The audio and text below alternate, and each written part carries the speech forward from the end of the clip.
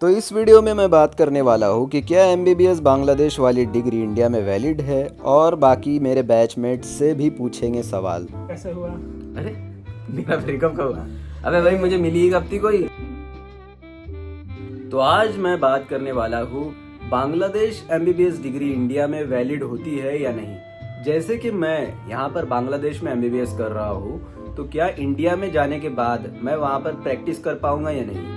तो इसका सिंपल सा आंसर है हाँ, कर पाऊंगा, क्योंकि मुझे स्क्रीनिंग टेस्ट पास करना होगा जिसे FMG कहते हैं। ये मुझे एग्जाम देना होगा और इसके बाद जब मैं इसे पास कर लूंगा तो मुझे मेरी डिग्री वैलिड हो जाती है और मैं कहीं पर भी इंडिया में हॉस्पिटल्स में अप्लाई कर सकता हूँ और वहाँ पर प्रैक्टिस भी कर सकता हूँ। पहला सवाल तो यही उठता है कि ये वीडियो मैं बना क्यों रहा हूँ, क्योंकि सबसे ज्यादा स्टूडेंट्स से भी ज्यादा देखो अंकल लोगों ने मेरे को पूछ पूछ के ये परेशान कर रखा है कि आप बांग्लादेश में एमबीबीएस कर रहे हैं तो बांग्लादेश से आप इंडिया में आएंगे तो वहाँ की डिग्री यहाँ पर वैलिड कैसे होगी।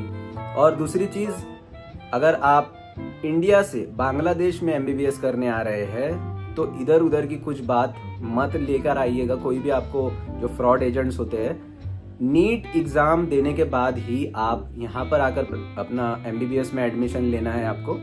ऐसे ही आप एडमिशन मत ले लेना बिना नीट का एग्जाम दिए।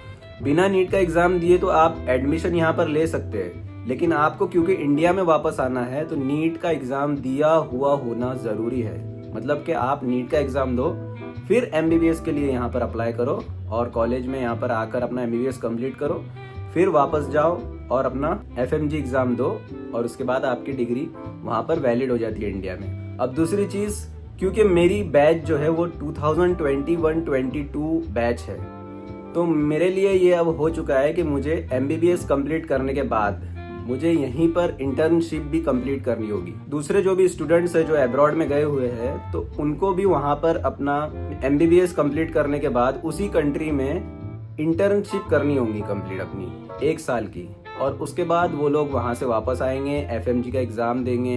उसके बाद वो लोग इंडिया में भी जहाँ कहीं भी वो करना चाहते हैं इंडिया में भी वो फिर 1 साल की इंटर्नशिप कंप्लीट करेंगे।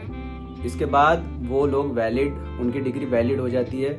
वहाँ पर प्रैक्टिस करने के लिए किसी भी जगह पर वो फिर अप्लाई कर सकते हैं, अपना प्रैक्टिस कर सकते हैं, या फिर आगे की प्रिपरेशन करना चाहते हैं तो वो भी कर सकते हैं। एक चीज याद रखना कि कोई ऐसे वैसे पैतरे मत लगाना एमबीबीएस करने के लिए। मैंने देखा है कि कुछ एजेंट्स होते हैं वो बोलते हैं कि आपका एडमिशन हम कजाकिस्तान में करवा देंगे किसी यूनिवर्सिटी में और आपकी पढ़ाई यहीं इंडिया से ही चलती रहेंगी ऑनलाइन, और आप वहां पर जाने की जरूरत नहीं है, आपकी डिग्री कंप्लीट हो जाएंगी पूरी यहीं पे।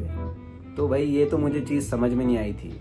कभी कभी आपकी क्लासेस ऑनलाइन चल सकती है, लेकिन पूरा का पूरा कोर्स ही आपका एमबीबीएस का ऑनलाइन हो रहा है, तो ये तो गलत चीज है भाई। ये कैसे हो रहा है? मतलब एमबीबीएस है भाई, वो कोई ऐसी वैसी चीज नहीं है जैसे कि आप ऑनलाइन पढ़ लिया और कंप्लीट हो गया। ऐसा नहीं होता है भाई, ऐसा कहीं पर भी नहीं होता है। ये एमबीबीएस नहीं करवा रहे हैं वो लोग, आपके साथ फ्रॉड हो रहा है। वो आपको अपनी आंख खोलने की जरूरत है। ऐसे चंगुलों में फंसने से पहले जानकारी होनी चाहिए आपके पास।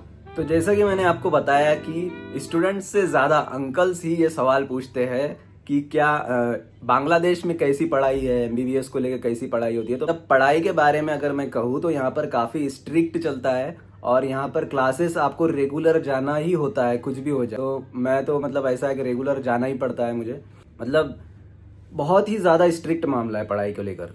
शाहनवाज, ये बताओ कि जो डिग्री है हमारी जो हम यहाँ पर कर रहे हैं एमबीबीएस, वो इंडिया में कैसे वैलिड है?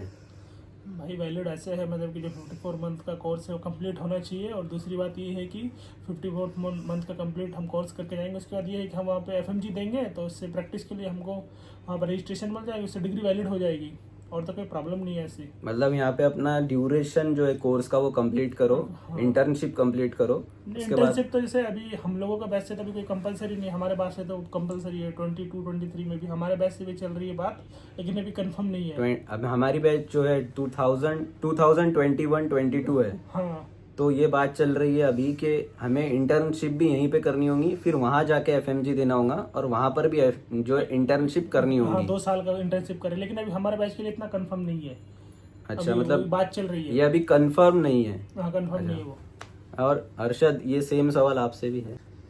जैसे आप यहाँ पे 54 मंथ का कोर्स कंप्लीट करके जब वापस जाओगे तो यहाँ ढाका मेडिकल काउंसिल और इंडियन मेडिकल काउंसिल दोनों जगह डॉक्यूमेंट्स वो अप्रूव होते हैं, वेरीफाई होते हैं। तो ऐसे कुछ झोल झमेला नहीं रखना होता है। और वहाँ जाके जब तुम ये वहाँ जाकर जब वेरिफिकेशन हो जाएगा तो वहाँ से अप्रूवल मिल जाएगा। अभी तो हमारे बैच के लिए 21, 22 के लिए बहुत कन्फ्यूजन स्टेट है, क्योंकि यहाँ पे 2 साल का इंटर्नशिप की बात हो रही है। तो अभी कुछ ऐसा बिल पास नहीं हुआ है फिलहाल। अभी बहुत कन्फ्यूजिंग स्टेट में डेली कुछ ना कुछ नोटिस भेज देते हैं, तो बहुत कन्फ्यूजन सा माहौल है। पर अभी जैसे यहाँ पे 54 मंथ का वो कोर्स कंप्लीट हुआ, हम जाएंगे वहाँ पे इंडिया, FMG कंप्लीट करेंगे और हमें इंटर्नशिप करके हमारा डिग्री वैलिड हो जाएगा और रजिस्ट्रेशन नंबर मिल जाएगा। कोई प्रॉब्लम नहीं है। तो इस वीडियो को हम यहीं तक रखते हैं। अब फिर से मुलाकात होंगी एक नए व्लॉग में। और ये मेरा एक व्लॉगिंग चैनल है जिसपे मैं मतलब कुछ ना कुछ व्लॉग्स बनाते रहता हूँ अपने लाइफ से रिलेटेड, मेरे लाइफ में क्या चल रहा है। कभी तो कभी आप अगर ये टॉपिक्स जैसे ये सब भी डाल देते हैं। हाँ, तो आप अगर ये देखते रहना चाहते हैं कि मेरी जिंदगी में मतलब MBBS स्टूडेंट्स की जिंदगी में क्या चलता है, तो आप भाई का ब्रेकअप कैसे हुआ? अरे मेरा ब्रेकअप कब हुआ? अबे भाई मुझे मिली कब थी कोई जो यहाँ पर होगा। तो आप अगर यहाँ पर बांग्लादेश में MBBS में एडमिशन लेना चाहते हैं, किसी भी कॉलेज में इंटरेस्टेड है, तो मुझसे आप संपर्क कर सकते हैं, जो कि मैं इंस्टाग्राम ID अपनी डिस्क्रिप्शन में भी दे दिया है। और ये आप देख सकते हैं स्क्रीन पर भी आ रहा होगा, यही मेरी इंस्टाग्राम ID है। इस पर आप मुझे मैसेज करिए, मैं कोशिश करूंगा जैसे मुझे वक्त मिलेगा मैं रिप्लाई दूंगा। क्योंकि हम लोग यहाँ पर बांग्लादेश में हैं, तो एजेंट से ज्यादा अच्छे से हम लोग आपको बता सकते हैं कि यहाँ पर क्या चल रहा है। एजेंट से ज्यादा अच्छा इसलिए बता पाएंगे क्योंकि हम खुद स्टूडेंट है, क्या क्या प्रॉब्लम फेस करते हैं। तो वो चीज़ हम चाहते हैं कि अगर आप लोग आए सपोज, तो वो इसके लिए प्रिपेयर होके आए।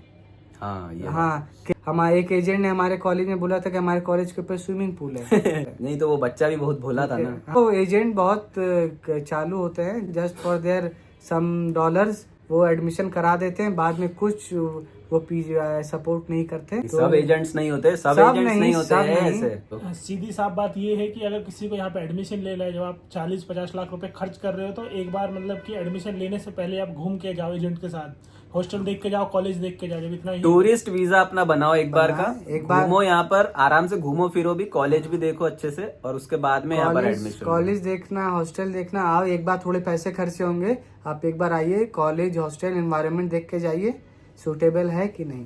भाई पैसा ऐसा कुछ खर्च नहीं होगा। जब आप 50 लाख यहाँ पे खर्चा कर रहे हो, फीस बोलते हैं बोले 30-35 लाख हो रही है, ऊपर से 10-15 लाख वैसे लग जाता है। इसलिए ये बेस्ट यही होगा कि तुम्हारा पर पर्सन मम्मी पापा किसी के साथ आओ, 30,000 रुपये खर्च होगा, बाय बॉर्डर आओगे तो इससे फर्क नहीं पड़ेगा। लेकिन ये है कि तुम्हें अच्छे से अच्छा कॉलेज मिल जाएगा यहाँ पे। ठीक है, तो इस वीडियो को यहीं तक रखते हैं, अब मिलते हैं अगले वीडियो में। बाय जी, हमारे भाई के बाकी चैनल